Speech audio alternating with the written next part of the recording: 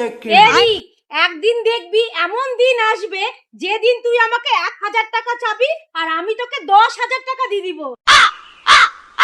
তখন তুই তোর ব্যালেন্স চেক করে আমাকে বলবি কি ব্যাপার মা, তোমাকে আমি 1000 টাকা চেলাম আর তুমি আমাকে 10,000 টাকা কেন দিলা।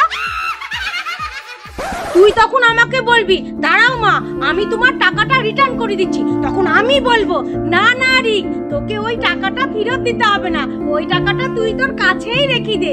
ছিল আপনি জিন্দেগি। কি বলতো রিক, তুই যখনই আমার কাছে টাকা চেয়েছিস আমি একবারও তোকে টাকা দিতে পারিনি, কারণ তখন আমার কোনো না কোনো সমস্যা থেকেই গেছে। তাই ওই 10,000 টাকা তোর কাছেই রেখে দে। कुछ ना कुछ तो गड़बड़ जरूर है।